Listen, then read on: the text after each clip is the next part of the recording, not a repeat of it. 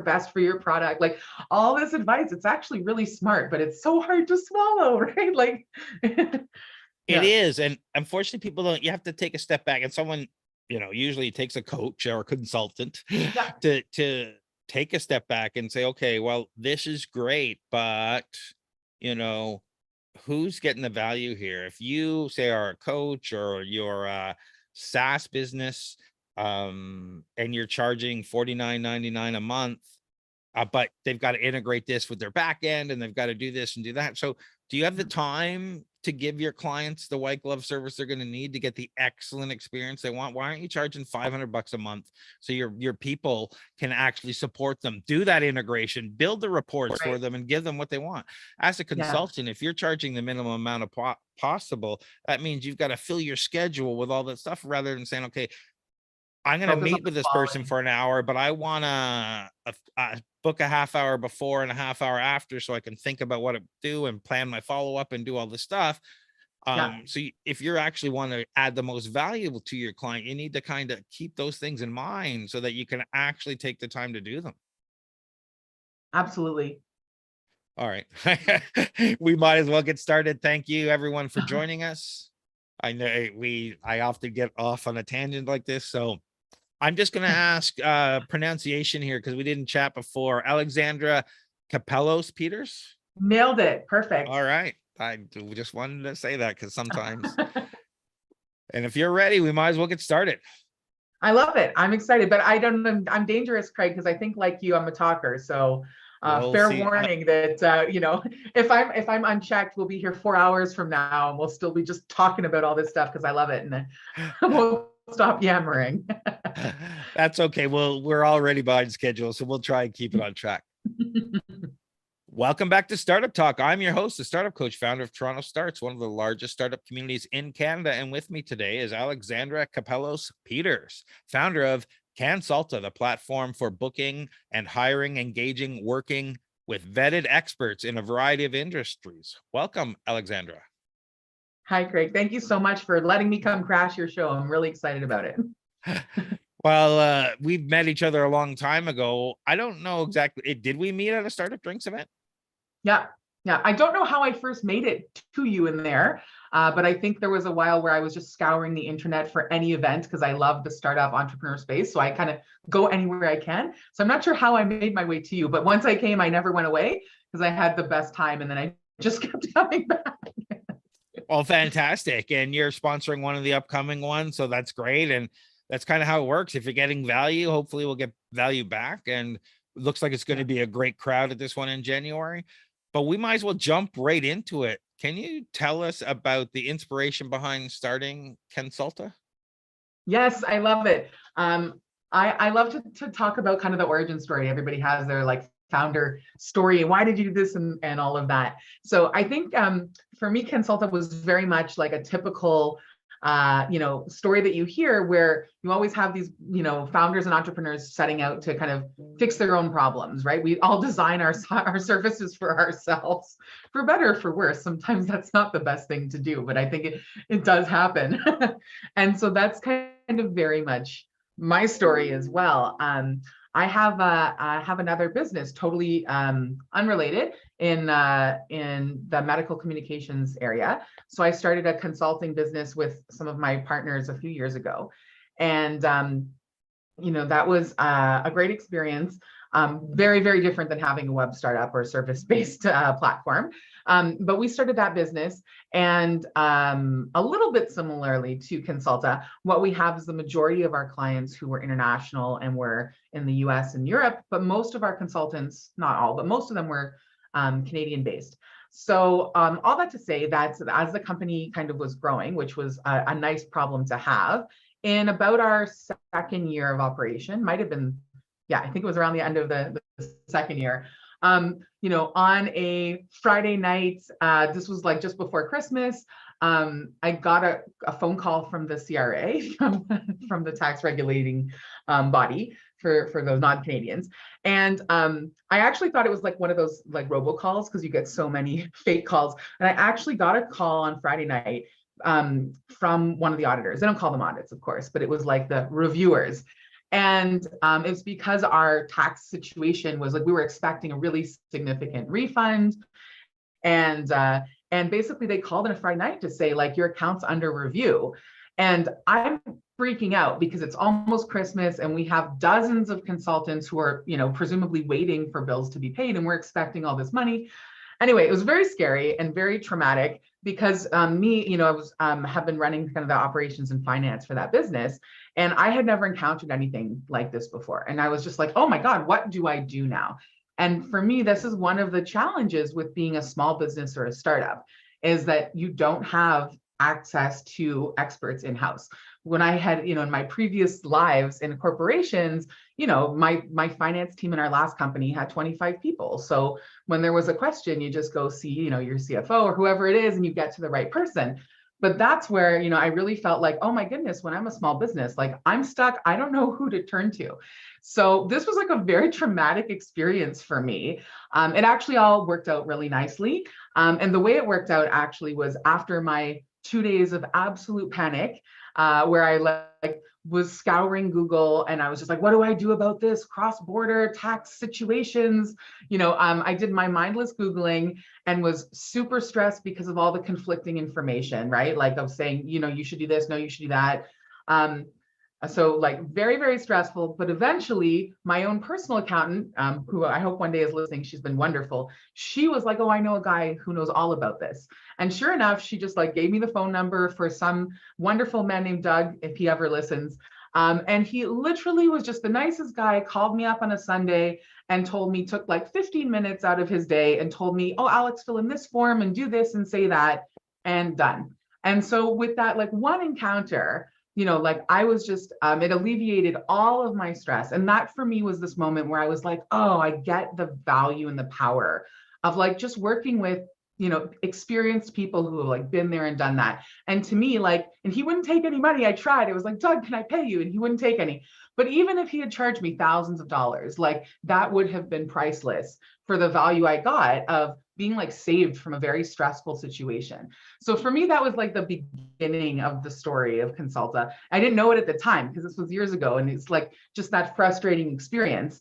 It took me a little while to kind of clue in that we could do this online. But that was kind of the inspiration, was this, really scary moment of just being like, oh my goodness, I need business help and I need business advisory. And I'm not a big, rich company who can afford to go pay professional advisors and have a huge team, and I also can't bring them in-house. Like, what do I do? So that was kind of the initial planting of the seed, and then it kind of just spiraled from there. How is Cansulta different from other consulting platforms currently on the market? I'm sure you hear this from all of your startups, of course.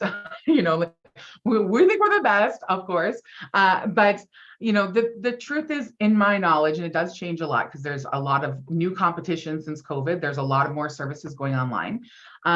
So the difference is that we're doing lots of things that nobody's doing all together. So there are a lot of services there are a lot of sites and platforms that do part of what we do, but nobody does it together.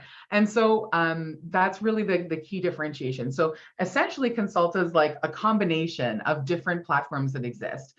And at its base, we're basically an e-commerce marketplace for consulting services. So similar to how you have your like Upwork or Fiverr, where you have a marketplace and you want to go buy service, that's kind of the foundation. But then what we start differentiating is how we treat those people. So like the big differentiator at this point is our vetting process, and we can talk about that a bit more later. But we like really do test and grill and get to know every single one of the consultants on our platform, unlike those other platforms where people just sign up and list themselves tomorrow. So we add that level and that aspect of vetting and curation.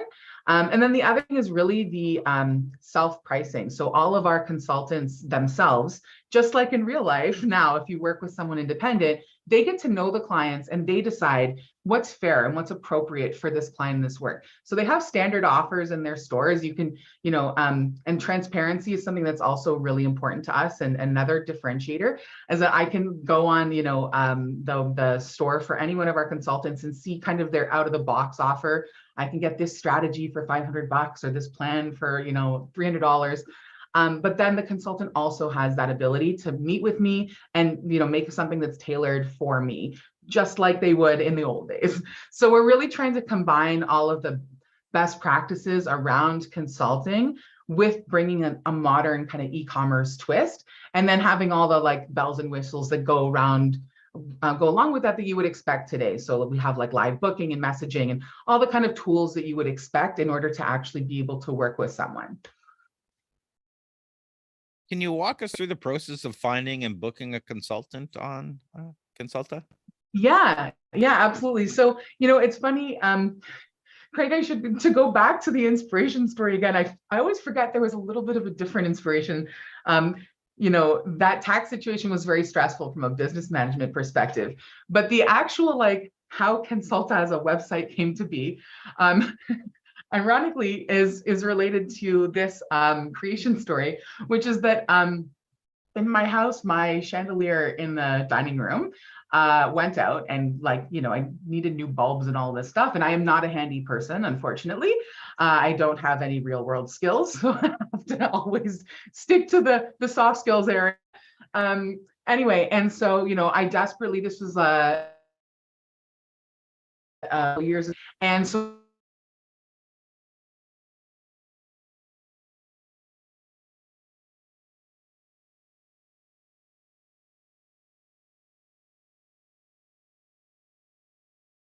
oh no, I've frozen.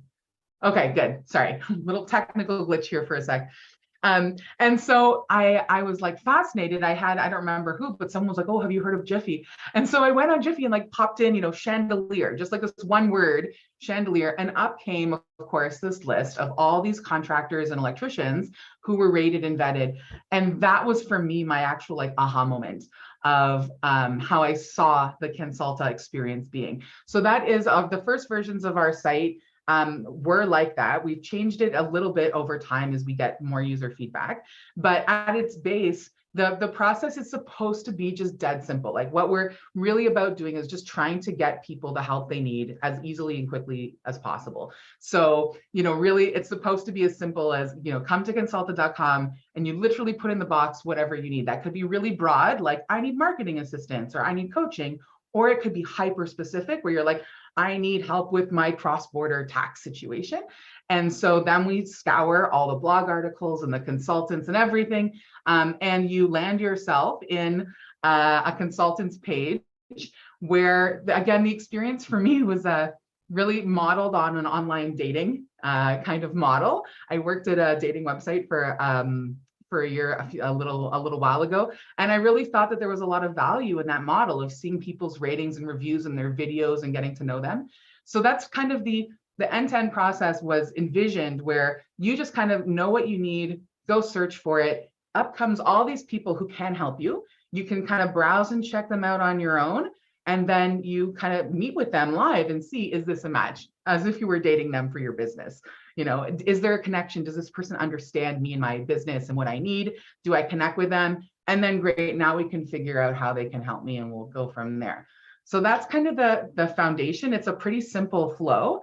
We have in time found that doesn't work for everyone. So, talking earlier, Craig, as we were about how we all kind of design our products for ourselves, I did learn that was one of those cases that that's how I like to work. I like to go, browse 20 people and creep on them and kind of make my own assessment. What we've discovered, of course, is that a lot of, busy business folks don't want that. They don't want to see 20 pages of search results of people who might be willing to help them. And so we've put a lot of effort the last year or so into what we're calling our business concierge, but people on the team who can really help that experience, who can say okay, Craig, I get you and your business. Here are the 3 people we recommend for you. So we're moving to a bit more of a curated model, but we offer all the self-service for people who want it. People who want to kind of go at it themselves are still very welcome to do so. Yeah. How do you ensure that your experts on your platform are vetted and qualified? I love this. I think that the consultants have a love-hate relationship. So, and to your earlier point too, about when we're talking about timing and quality and pricing and all that goodness. It's really important for us, like at Cansulta, we've always had a quality over quantity approach. Don't get me wrong, I think my accountant and our finance team would love if we'd go a bit more on the quantity side, but focusing on, as you said, like a really valuable quality experience. Like we really want our customers and our users and our clients to feel like, wow, I'm so happy I came to this site. I'm so happy I'm working with this person. So it's really critical to us that the consultants really are top notch. And so there's a price they pay for that. And that is this, I think kind of brutal vetting process. I think becoming a consultant on Cansulta is harder than getting a consulting job in any of the big firms. So we have, we've changed it, I guess, over the years as well. But yeah, our consultants go through a 5 or 6 step process. We have some juniors coming in now, and that's a bit different, and can tell you about that as well. But our consultants, they apply. And again, this is a pool. So they're not actually like, there's no, guaranteed compensation or anything. They're not, so they, they're applying to even join our roster to be included. But they apply, we do our typical kind of resume screening first pass of, are they qualified? Then we do an AI-driven video interview. I would love to get to meet everybody first time, but just from a volume perspective, we can't. So we have our lovely bots interview people and get a first glimpse of them and their interaction. And then they move to a combined live presentation and case study. So we actually put people to work, and it is hard work. So we give them, I think the bank is maybe 20 scenarios or something, and they pick and choose real world business cases. Now that we've invented, obviously, but they choose real ones. And then, and so they have to prepare the presentation they would give to a client. And so, that's actually a fair bit of free work that they're doing. But we thought it was really important that we didn't want people to be able to like easily copy paste what they've done 100 times and just, send us some client doc. And we didn't know that it really came from them. So they, pick these scenarios, they take a fair bit of time to put together a presentation. And then we actually role play in all of our case studies. A lot of fun. I think it's a little non-traditional, but we have our internal team, and then we always have at least one of our consultants join us. And we do these panel interviews where we all kind of play different members of a business leadership team. And we have the consultant present to us their recommendations, their documents. So we really get to see, the quality of work, how they present, how they interact. And then, of course, after that, there's the good old-fashioned regular kind of reference checks. We ask for client references, and then we do some compliance and validation on the kind of legal and financial side too. So, it's actually like a pretty robust process, but we do that and, to just really have confidence that every time somebody works with someone on Cansulta, that all the clients can have confidence too, that like, we know these people, we know that they do great work, and that it will be a good experience and investment working with them. Yeah, so it's pretty intense. Can you share some success stories of clients who have used Cansulta to solve a problem or grow their business? Yeah, part of the challenge actually, Craig, is because of the confidentiality. So we don't get to, as we're the platform in the marketplace, we don't actually get to necessarily dive into the specifics of what our clients and the consultants are talking about. So unfortunately, I don't have the full visibility there that I would like. But of course, we do have some clients who, which is wonderful, come back and share with us like how great that was. So, so far, in our kind of startup journey as well, like our kind of client base has been evolving, and we're slowly, moving towards mid-size and larger organizations. But really, like Cansulta was initially conceived as a small business and kind of startup platform. And those are the people we really think we can help the fastest and the best. And so we've had a lot of early success with either solopreneurs or true small businesses, and a lot of very early stage startups. And what I think is really kind of surprising, Craig, goes back to what you said earlier about the kind of tough advice that you give. Some of the best stories that we have are ones that I think you wouldn't think are success stories. So we've had, potential entrepreneurs, like we had one woman who worked with a consultant for a couple sessions and ultimately decided not to launch her business and not to pursue. And of course, that's disappointing. But to your point, like, I consider that a success, because this was somebody who, like, through working with an advisor, figured out, like, actually, this isn't a business model that I'm ready, like, to support and that will be successful. So, like, I'll pause, which is a little bit unusual, but, I think, like, shows the value. And I think that's what's important too, is that, like, for us, consulting doesn't have to be this massive undertaking. It doesn't have to be always 6-month, 6-figure transformation projects. Those are great and everybody loves them, but it's okay to do something small scale and to chip away at something that's important and critical. So we've had those, a lot of what we do, I think, is working with, again, like, early stage, smaller business and growth planning, business planning, really that kind of strategic kind of advisory as people are, getting ready to grow. And then the other flip side is that we, I think, specialize in providing very specific services. So it's a little odd. Either it's, like, really broad and strategic, and people just need help with, like, how do I make my business better, more efficient, stronger? Or it's the other side where it's super, super focused, and it's like, I need help with my specific, SEO, SEM strategy. I need help with my like, actual cash flow analysis or something like that. So we have these two kind of extremes. And so far, it's been great. It's just, it's really a different model, I think, than what we've seen in more traditional consulting, where it's like big business doing business with more big business. And where I think we've had a lot more success with small business. And actually now we're trying to move into more of the nonprofit space as well, where we have people who have the same kind of important business needs, but maybe not the same resources and means to achieve that.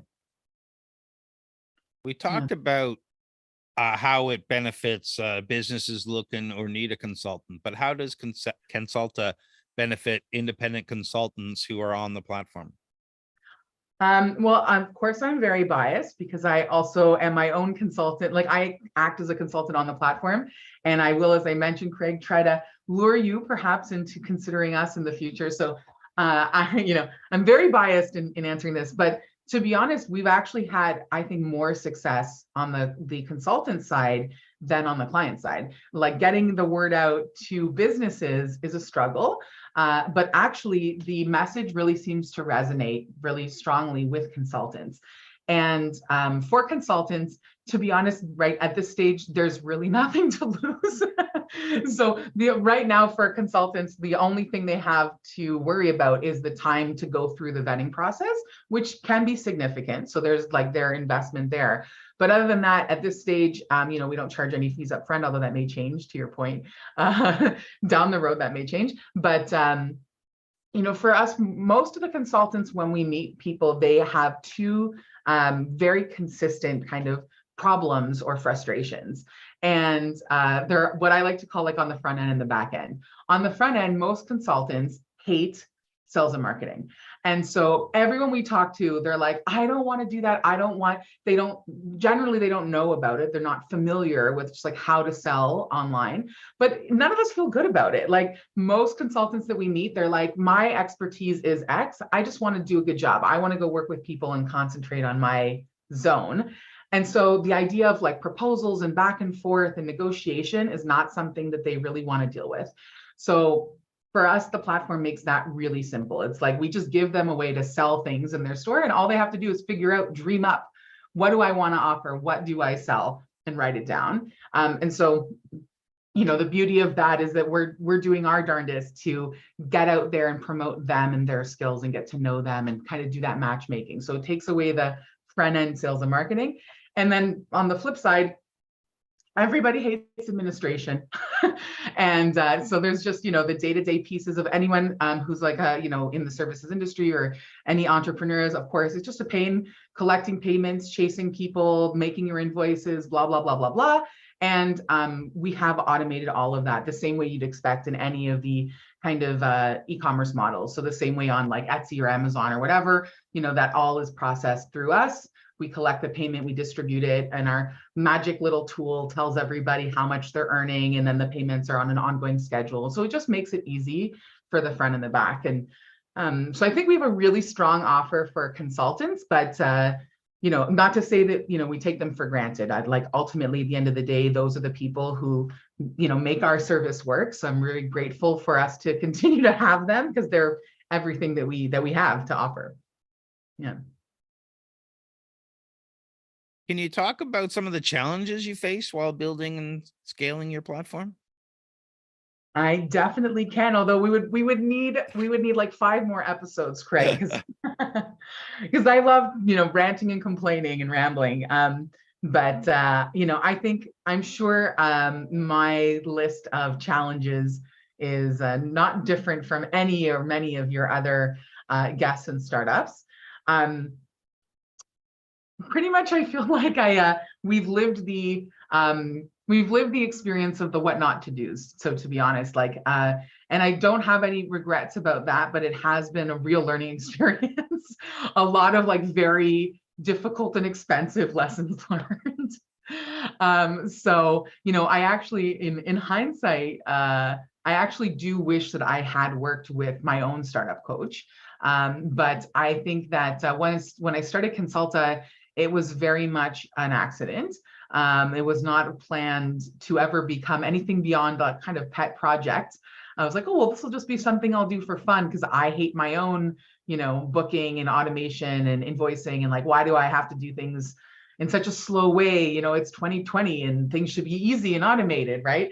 So it was never conceived to be a big system and platform. It was really like Alex taking care of things that bother her, just trying to automate my own life, and I'm happy that it has evolved as it has, but it was very much, yes, not planned to become this global platform, which is what I hope it really does evolve into, is a large scale kind of business platform. So the challenges are everywhere along the way, because it wasn't really envisioned for that at scale. We've gone through all of the changes and challenges that you would expect from the typical, of course, technology driven challenges have always been there, I think, with any site and platform. I'm, knock on wood, very happy to say that I think the majority of those are conquered now. Not that we won't continue to evolve and have issues, but there were a lot of tech challenges that you'd expect with anything. But I think the biggest problem is, to go back to something you had said earlier, Craig, is really around the business model and finding that product market fit. And I know that these are all such cliches, but cliches are cliches because they're true and rooted in reality. And I think that's been very much the case for us, is that the first year, I won't say was lost, but we really didn't, we really struggled to figure out who's our audience, who are we helping. Even into our second year, now we're now into year 3, and we're still discovering new groups and new audiences of who are we really helping, and what is the way that we can help them best. And so that, I think that's the ongoing kind of product market fit, and really getting to know your customers. I think the biggest challenge for most startups is that until you have a client base, it's really hard to learn from them. And everybody says when you're a founder, of course, talk to your audience, talk to your users early and often, interview them all the time, and learn and adapt. And that is amazing advice. The problem is, what do you do when you don't have enough people who will talk to you?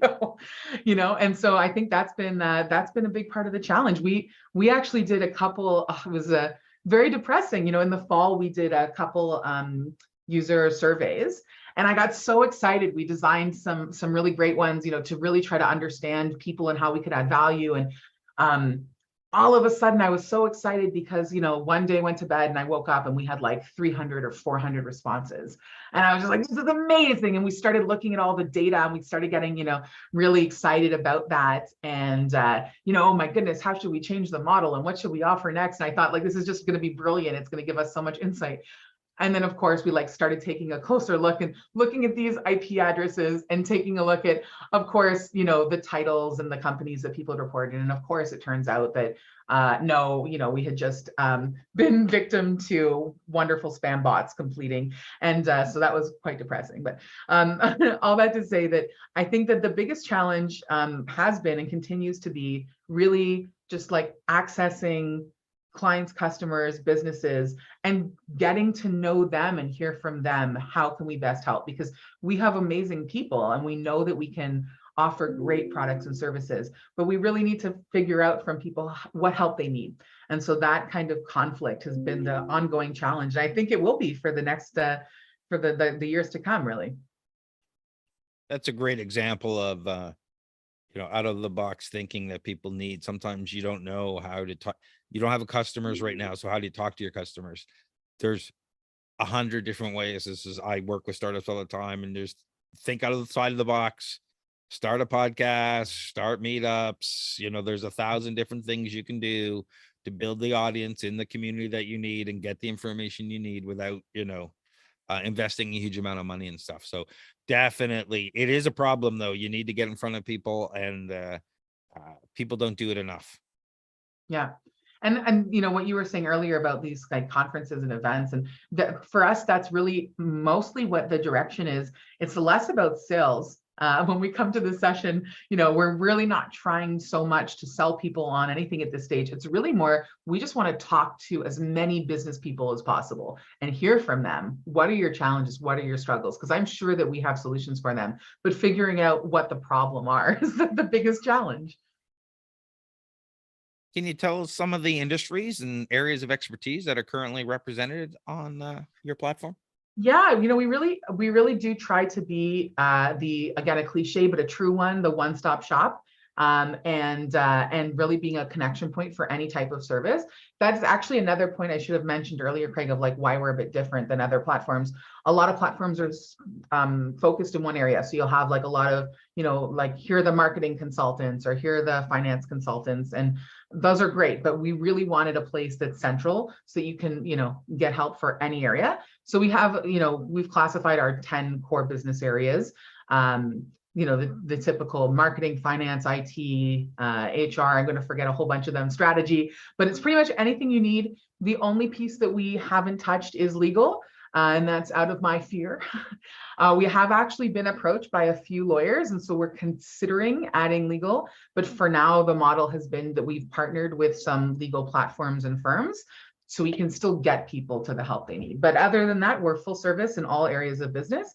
And same thing for industry, we're industry agnostic. So we do inventory and catalog with our consultants, like which industries they have specific experience in, because some consultants, again, are very focused and they really have worked in, cannabis or agriculture or something for a certain number of years, and they have a great expertise there. But then we also have a number of consultants who are very broad generalists and are able to help anywhere. So yeah, we keep it open. We do catalog it. And so if people do need specifics, we can try to get them somebody who has that. But we really do feel like we can serve anyone and everyone, which is kind of special as well. How does Cansulta handle payment and billing for consultants? Yeah, it's really like, we really like to think of the platform basically like an Airbnb or an Etsy. And so we kind of use the same kind of e-commerce principles. It's, payment upfront, credit card, everything's automated. We do, now we offer options for bank transfers for larger transactions, in case somebody does want to purchase a larger engagement. But it's nice and simple. And then everything, as I mentioned, is kind of automated on the back end for the consultants. Luckily, they just need to give us their banking information. We actually produce our own invoices on their behalf. So they really just need to show up and do the work. Really, the platform's just about like getting people to work together and be hopefully happy and satisfied and sitting back and getting the work done. How do you see Cansulta evolving in the next 5 years? Well, I love this question, Craig, because I'm very excited about it. So, it's one of those things. I'm sure, like so many of your other founder guests, I have big dreams for Cansulta. I do, envision the massive world, the future world and future state where, it's a global domination. But, perhaps not in a 5-year time frame. The vision is really, we really want to evolve Cansulta to become a global business platform. And right now we are concentrated in business consulting. But what we essentially envision is a place where anyone in the world doing business can just get help that they need from qualified vetted professionals. And we're already doing that, but we want to do it at scale. And so really the idea is to eventually become, you know, the Airbnb or the Etsy, but for the consulting space. We want it so that like anybody in any part of the market can just identify a need, and they'll have hundreds and thousands of vetted options and reliable people. You know, and so really the long-term vision is scale, but with a vision towards access. And really that's what it's about. We just really want to be able to help anyone and everywhere, and still keeping that promise to kind of easy and affordability as well. We don't promise that we're a cheap option, because again, the consultants price themselves. So we can't say that we're cheap, but we know that we're affordable because we don't have overhead and contingencies and all of this buffer and built-in pieces that you would have with a traditional firm. You know, we're kind of a get what you pay for. What do you put in your store? You know, the price that you see is the price that you pay. And so this model of like combining great professional services with a, you know, transactional e-commerce model is a bit different. But that's really the plan, is to do that and then offer professionals vetted services at scale down the line. And we're, you know, the reason I get excited about this is that, you know, I like to think of, you know, Cansulta as this massive global platform. And how do you scale a massive global platform when we need more things to sell? And so that really opens the door for us. And so we have a couple different things that we're now thinking of, like that we're now introducing to kind of expand what people can do and buy on Cansulta. The first one is like so exciting to me. And we're just launching. We haven't even put out the official announcements yet, but hopefully this week or next week. And we're launching what we call our associates program. And so, you know, a lot of feedback that we have had, of course, from businesses, especially startups and earlier stage companies, is that of course they like want to work with an expert, but they often like that's just outside of their budget. And so we're very aware of like that's a real concern. And so we're introducing these associates who are these amazing, talented, either new graduates or entry, like people who've been in the field, but only for a couple of years. And they are hungry to gather real world experience, to work with real clients and to get to work. And so we are now introducing this kind of second roster of junior consultants. And we're offering them to, we're piloting this now, but we're offering them as well. So now you'll be able to not only work with your seasoned, vetted, experienced top consultants, you can also now work with junior consultants for a fraction of the price, but they are equally, you know, qualified and capable. They just don't have the experience yet. So a bit of this win-win situation. And now we're kind of doing that in a mix and match, kind of build your own model. So the idea is like, you know, you could book some time with Craig and have someone super knowledgeable kind of drive the ship and work on your strategy, and then have someone more junior go execute some of those more production level activities. So this is something we're doing, is right, basically expanding the types of services that we can offer. And we're also working on, as we get to know our clients more and more and what they need, we're going to create more standard offers as well. So in the future, you'll be able to buy, for example, like a Cansulta business planning kit, you know, and just like pay X amount and you pick and choose like which consultant you work with, but it's a set price and you kind of know what there's the standardization around it. So this is like, I'm very excited about it because, you know, as we have more and more consultants and more clients, you know, and we learn more about what everybody needs and what they want to do together, the platform enables us to do that. So that's where I get really excited about kind of this quest for growth in the coming years, is just, you know, doing more and more, reaching more people, helping more people. Everyone talks about hustle. How does Cansulta plan to expand and, you know, its customer base? We're working on it. I wish I had the answers. It's a great question, Craig. It is certainly not easy. I will tell you, you know, going back to what you mentioned about the learnings and the challenges, you know, I really, I've made so many mistakes in this journey, but the biggest one I've made so far was that I really like fell into this rookie founder mistake that you tell everybody not to do. And it's funny because I would advise my clients as well to like never do this, but you can't take your own advice sometimes, right? But the biggest thing that I really thought was that I really thought, like, you've heard the expression 1,000 times, build it and they will come. So for me, right? Yeah, please laugh, because exactly. So, even though I've done this work with people for years and I've seen them go through it, somehow I was blind and I thought like, oh, it'll be different for me, right? And I really thought this is such a great thing that if we just make the website and put it live, right? Like, of course, people will just like arrive in droves. We'll just have all this business. And I also, in my own career, have worked at some larger firms and agencies. And so I forgot that a big part of having a startup and growing a business is that you're starting from zero brand recognition, right? And so because I was kind of used to working with these bigger companies, for me, I really thought we are going to like launch consulta.com. And then I'm just going to sit here. Maybe we'll drive a couple Google ads and some Facebook ads and we'll do some LinkedIn posts and we'll like throw a little money at the promotions. And then I'll just sit here and like the world will sign up. And that's really how I thought it was going to go. And you can imagine my absolute shock when like week after week in the first year, it was like, where are they? So yes, adding to the list of lessons learned, it is all about hustle. We are now, we've learned from that and basically learned that that's not good enough for a startup and you have to be much more aggressive. So, now we're working all angles. We actually have brought in-house, we do have some sales teams. We are working on our partnerships and really realizing that it's a lot of work to get people to know and trust you. And obviously, we all did that in our previous lives and worlds, but translating that online is a bit of a challenge. So the hustle is there and the cliches are real in my experience. Yeah.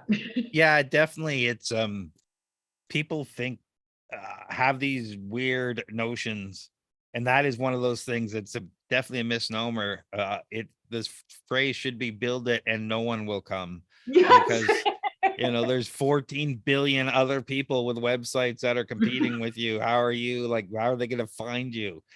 I talk to people all the time and they have an I'm going to build this thing and we're going to make money on advertising. And so I recently met with somebody and did a 30-minute meeting and did some research and then showed them, all right, on the cost per click model, you have to drive about 1,700,000 sites, people to your site every month to make $5,000 a month. So how are you going to do that? And people like, oh, crap, Right. so you gotta kind of change your model and think about that. And because people think that they're going to get thousands of people and advertisers are going to line up and everybody's going to get there. And you need to really take a step back and say, okay, how I'm going to get one new client this month or two new clients this month or this week or today or whatever, versus they're all going to come. Like, where's this funnel happening? And that's when you start making progress and start figuring out what your cost to acquire new customers are and how do you drive it down? Because as soon as you start focusing on those things, you really start to move that needle. I honestly couldn't believe I couldn't agree more, Craig. I think, and for me, I feel like I don't want to be like a sleazy salesperson, but I really do believe in, and it sounds again like a terrible cliche, but what I have started telling myself is the power and the joy of consulting. It's not BS. Like it's such a, like I know that the word consulting or coaching, like especially consulting, they have it's like a dirty word. Everybody hears it and you like cringe. Me too, honestly. Like when people say consulting, I'm like, oh, it's gonna cost a fortune and take forever, and like they're just gonna tell me all these things that I already know that I read in a book. Like, I have like zero interest. And so I really do believe that like good consulting, good advisory, like is worth its weight in gold. And so what you just said is like, that was my personal experience. Like if I could go back in time, there's so many, and it's like embarrassing to say, to be honest, the tens and I dare say potentially hundreds of thousands of dollars that I spent badly. Right. And it wasn't like it was a total waste, but it's because it was that lack of guidance and expertise. Because as you just said, like these are areas I didn't know about. And so I did what I thought was best. And what I thought was best was wrong. And to be honest, like I wish I had taken whatever it was, 5 grand, 10 grand early in the beginning, which felt like a lot of money. And I wish I had given it to somebody who had been through this before to have them do what you just mentioned, right? To like push me on the plan and say, okay, how are you going to get these people? And let's talk about it. And, when I started again, because I thought it was a pet project, I didn't think about that. And that felt like a really big commitment. But in hindsight, like it was absolutely would have been worth any dollar and every penny for the return. So for me, like, that's why I think that, consulting and coaching, like I absolutely will go to bat, because it can be scary. I know sometimes people see, you're like, oh, am I ready for this? And advisory and strategy, it feels like a nice to have. It feels like a real luxury, right? When you're running a business and you're like, I have my bills to pay, this doesn't feel like something that should be top of the list. But in my experience, it absolutely should have been top of the list, because the money that I wasted and spent badly greatly outweighs that investment and what it would have been. So yeah, for me, I just think that, like, I actually, like, every time I meet a founder or an entrepreneur who isn't working with someone to advise them, I don't care if it's on Consulta or not, like, everybody needs help and support. Like, you should never be the smartest person in your own business and in the room, right? And so, like, I just really think that we need to connect people with other smart, great people who get them and their goals, because as you were saying, like, just having that third party perspective is just worth so much. And it's not something that you can really do on your own and internally when you're just caught up in the day to day and being so close to your own business. Businesses are very much like athletes, and they don't excel without coaches. And you have to really think someone's taken a step back and isn't as close to what you're doing and can look at your overall performance and look at your posture, or how you're running, or how you're holding the weight, or whatever, and say, you've made all sorts of these assumptions, and challenge them and say, why this and why that. And not only that, but, refocus your attention on the things that matter. There's so much value in those things. So absolutely. And a lot of times you're months ahead by doing these types of things, but people, Yeah. like you say, are sometimes budget conscious versus focusing on their business. Yeah. Is there any advice you want to share for entrepreneurs looking to start a platform or any business here in Canada? Oh goodness. Wow. It's funny because there's so much. I think, to be honest, I think getting paired up with, like, having a great network is really important. Not to complain too much, but it's true. Again, the cliches are all true. I find that, like, the founder journey, the entrepreneur journey is very lonely. It is very difficult if you're on your own. I experienced the difference having a business with partners versus one on my own. And I really saw that. So I think, having, whether it's an incubator, accelerator, whether it's so it could be a formal relationship, but again, just like networking groups and, like, getting to talk to other people and share, because, 99% of the challenges are not unique, right? And so the people, the founders that I've gotten to know, when we talk, even if our services and our sites and everything is totally different, the experience is pretty much the same. It's pretty much interchangeable. So, I think kind of like finding a network and niche and support is really important. And I think it's funny because I guess my other kind of concluding advice is contradictory, which is, do it, don't do it. So I often joke, and maybe this is bad to say, if I had known how difficult this journey was going to be, if I had really known all the work and the money and the effort that would be involved, I actually don't know if I would do it, to be honest. Like, to go back in time, I was like, I was kind of like living a pretty decent life before. And, there's something to be said about, like, the comfort zone. But I think that founder and entrepreneur twitch kind of gets to you when you're like, I just have to do this. So all that to say is that I do think it's worth doing. But to your earlier point, Craig, I think the biggest advice I have is that, like, I do think people should take, like, pause. Even if you're excited and you have a great idea, because we all think we have an amazing, brilliant idea, and you probably do, but an idea that isn't really needed in the market, or that isn't supported by a strong business model, unfortunately, like, will be your downfall. So I think that that's the only thing. I know that sounds kind of depressing and you're supposed to give, like, positive advice, but I do think it's like, be excited about your vision and pursue it and do all those good things, because we need people who are going to be innovative and bring new things.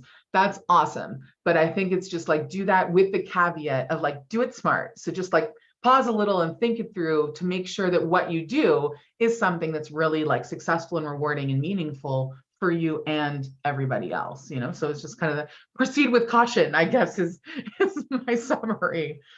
Yeah, I think you're right. I think Yoda Do or do not. There is no try.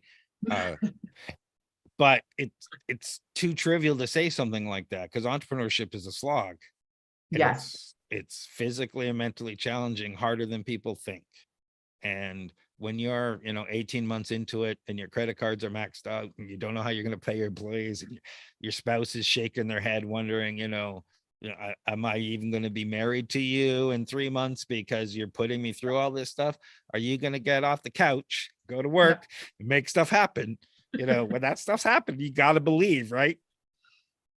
Because it happens. Absolutely. People Yeah. don't believe me when I say it, but that happens. Yeah, it's like you have literally, that's it. Honestly, Craig, you've just described, I think like 95% of the journey for founders and startups, as you said, right? Like, and we all hear, and I'm sure in your show you've covered this 1,000 times, but like all we all hear is about like everyone, it's always the success stories, right? Like all we talk about is like once people landed there, oh, they raised their million and they did this and now they're at their 100 mil valuation. Like that's amazing and good for those people. But we don't talk about the 99% of us that are destroying our lives, on the other side, and kind of waking up every day saying like, wow, I'm amazing. And then 2 hours later saying, why did I ever do this? This is terrible. Yeah, this is a very interesting business, and I'll share one other anecdote. I was speaking at a conference a few years ago and talking on a panel with 3 or 4 of the top 10 speakers in Canada around our field, and they were all saying, first 15 minutes in the morning, I hate myself. Like, they can't look themselves in the mirror, they can't get out of bed, they're so afraid, they're such a just got to get over that, right? You got to get over that. And there's nothing like being a founder to challenge you that level. So it's something that if you don't have that and you can't dig down, then you're going to struggle. And, maybe, again, this is not necessarily a positive message. Maybe entrepreneurship is not for you. Not for you. Yeah. So on that note, where can people go to find out more on Cansulta? Thank you, Craig.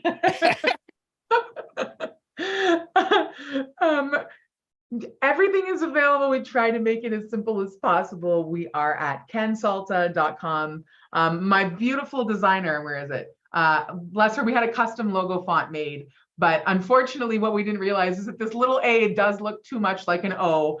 And so we often lose people to consulta, but so that's why I'm super aggressive about saying consulta. So you can find us at consulta.com, and we are a small team. So we do monitor and read everything. So I won't bother giving you other links, but everything is there. And there should be nice, it should be nice and easy, hopefully, for you to get help and sign up. And then also if anyone's interested in becoming a consultant or now an associate, and we're adding partners and people all the time. So just go to the main site, and anyone from our team will be very happy to hear and respond to you. Yeah. And all those links will be in the show notes for everyone listening on the podcast, or on the chapter link. If you're listening on a podcasting 2.0 app, just click the chapter link and you'll see it all there. Thank you very much, Alexandra, for taking the time today. We really appreciate you sharing everything about Cansulta.